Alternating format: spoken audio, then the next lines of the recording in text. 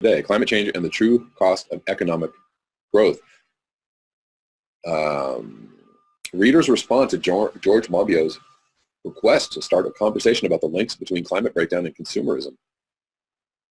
All right, conversations. If George Monbiot really wants to get people talking about the connection between climate change and the economy, he'd do better to find a different question to how do we stop growth?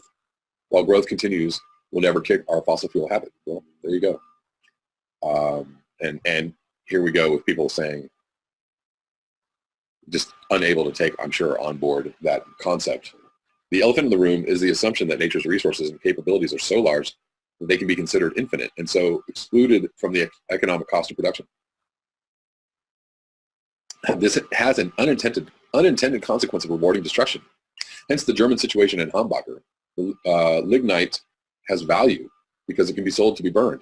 The 12,000-year-old forest has none unless the trees are cut down for economic use. And in an infinite world, there are always more 12,000-year-old forests. This is a major, major problem. And the idea that, the idea of abundance, infinite abundance. And I don't know, where the seed of this idea is. It's always clearly in religion, especially the Christian religion, there's this, assumption of abundance, go forth and multiply, and, man has dominion over the earth, and et cetera, et cetera. There isn't a respect for the role of nature in the actual support of humankind. And there also seems to be this kind of like quasi-spiritual abundance kind of like mentality. People are always talking about manifesting and abundance, and and I see it kind of like, I see it kind of everywhere, that it's just accepted that that's how things work. The secret,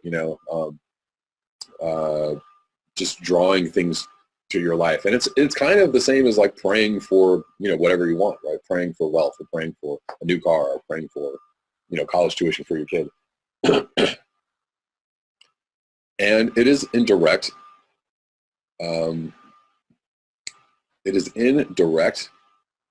opposition of the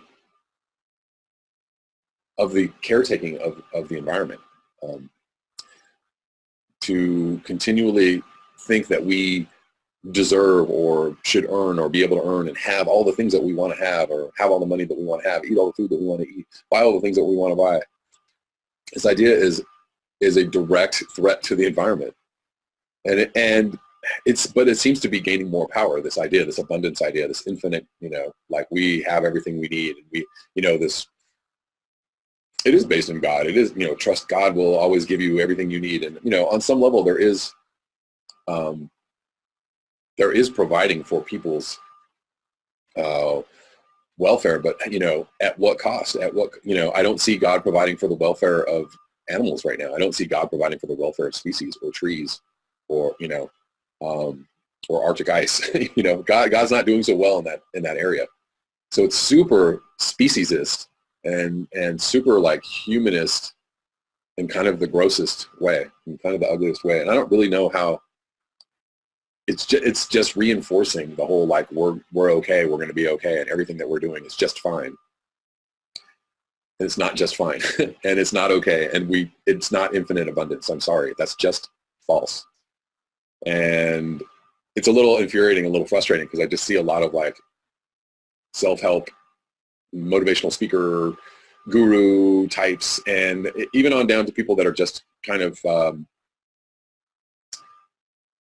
kind of conducting maybe healing sessions, or, people that are concerned with helping people through trauma and people through, all that stuff. Like all those things are great, but, at some point you have to take into account that we are not the only entities on the planet. We're not the only entities in the solar system. We just have a very human-centric view of the world, and it's getting worse every day. And honestly, I think there's actually some religious texts to dispute all of that stuff. I think that's cherry picking to, the nth degree, when we want to pick out the things that tell us that we can have everything we want, or we can pray to God for anything we want. I think there's also plenty of religious texts telling people to live simply, to cast out the money changers from the temple, to eschew wealth and riches in the pursuit of truth and spiritual cleanliness or spiritual purity.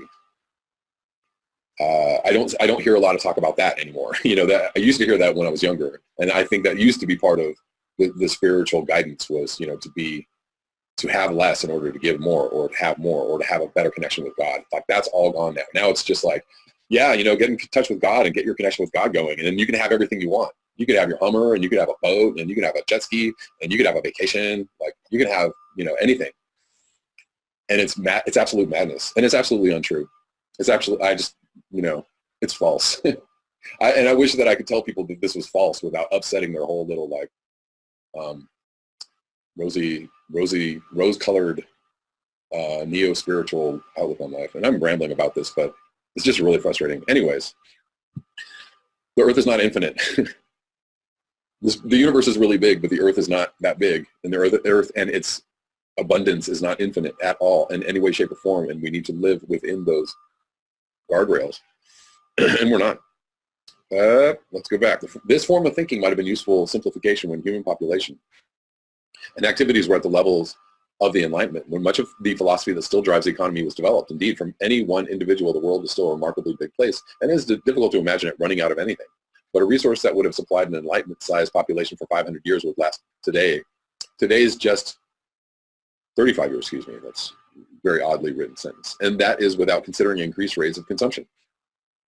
Maybe the better question is, how do we rewrite the rules of our economy to reward activities that nourish our future rather than those that destroy it? Without reference to George Monbiot's article and Sebastian Thibault's brilliant illustration, may I make two suggestions? First, that cycling in the UK is made much more user-friendly. At present, only the most intrepid would dare to cycle on our roads, whereas in Holland, cycling is an option for all ages, shapes, and sizes, not just lycra-clad athletes. Second, when resources are scarce, it makes sense to introduce a fair system of rationing. I remember the rationing of food, clothing, and fuel in the 1940s. It was tiresome but necessary, and it ensured that no one in the UK starved. Rather than destroy our environment, we need to introduce a system of mileage rationing for people's use, using modes of transport which run directly or indirectly on fossil fuels. I don't believe it's a basic human right to be able to jet here, there, and everywhere with no restrictions. Again, it's going to have to be from the top, but people are going to have to be mentally prepared.